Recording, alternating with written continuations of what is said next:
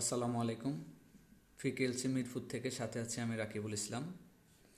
আজকে আমরা শিখব হাগো এবং ওয়াগোয়া এই গ্রামারটি। তাহলে হাগো এবং ওয়াগোয়া দুটা দ্বারাই সাথে বোঝায়। তাহলে কোনটা কখন বসবে আমরা একটু দেখি। দেখেন, কোনো কাজ একসাথে করার ক্ষেত্রে ব্যবহার করা হয় ওয়া গোয়া বা হাগো। কোনো কাজ একসাথে করার সময় ওয়া গোয়া এবং হাগো ব্যবহার করা হয়। যদি আপনি কারোর সাথে কথা বলেন সেই ক্ষেত্রে আপনি হাগো ব্যবহার করবেন। কারোর সাথে কথা বলার ক্ষেত্রে কি হবে? হাগো ব্যবহার করবেন। এবং কোনো কিছু লিখার সময় ওয়া এবং গোয়া বেশি ব্যবহার করবেন। তাহলে আমরা বুঝলাম কি, কথা বলার ক্ষেত্রে হাগো ব্যবহার করবেন এবং কোনো কিছু লেখার ক্ষেত্রে ওয়া এবং গোয়া ব্যবহার করবেন। যেমন উদাহরণস্বরূপ বলা যায়, যদি আপনাকে কেউ জিজ্ঞেস করে আপনি কার সাথে বসবাস করেন, যে তখন উত্তরে আমরা বলতে পারি কি, পিতামাতার সাথে বসবাস করি। যেমন বুমুনিম হাগো খাচ্ছে সারায়ও, পিতামাতার সাথে একসাথে বসবাস করি। ঠিক আছে? তাহলে বুমুনিম হাগো খাচ্ছি সারায়ও, এটা হচ্ছে কেউ আপনাকে জিজ্ঞেস করলে তার সাথে যখন কথা বলবেন সেক্ষেত্রে। এবার আসি, যখন আপনি লিখবেন, কোনো কিছু লিখবেন, এই লিখার ক্ষেত্রে যখন সাথে সাথে কোনো কিছু লিখবেন তখন ওয়া এবং গোয়া ব্যবহার হবে।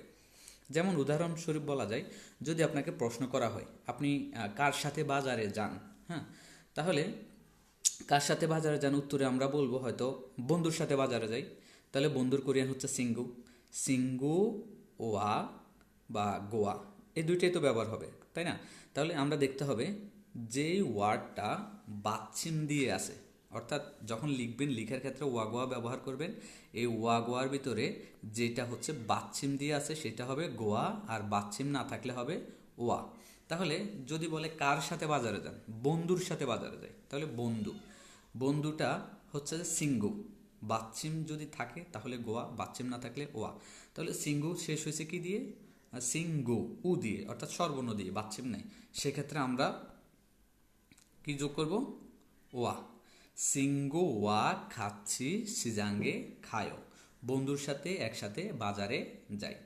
এবার আসি, গোয়াটা কখন বসে? লিখার ক্ষেত্রে আপনার প্রশ্নটা আসছে যে কিছু একটা তৈরি করতে চাই, আপনার আইডি কার্ডটা, আপনি কিছু একটা তৈরি করতে চাইলে আইডি কার্ডের সাথে পাসপোর্ট দিন, যেমন এরকমটা। তাহলে শিনবুনজুং গোয়া ইও গোয়াং জুসেও, তাহলে শিনবুনজুং মানে পরিচয়পত্র। তাহলে শিনবুনজুং পরিচয়পত্রটা শেষ হয়েছে কি দিয়ে? শিনবুনজুং অনুসং দিয়ে, নিচে বাচ্চিম আছে। যদি বাচ্চিম থাকে তাহলে গোয়া বলবে। তাহলে আমরা জানি যে হাগো ওয়া গোয়া একসাথে বসে, মানে সাথে হিসেবে বসে। তবে কথা বলার ক্ষেত্রে হাগো এবং লিখার ক্ষেত্রে ওয়া এবং গোয়া বসে।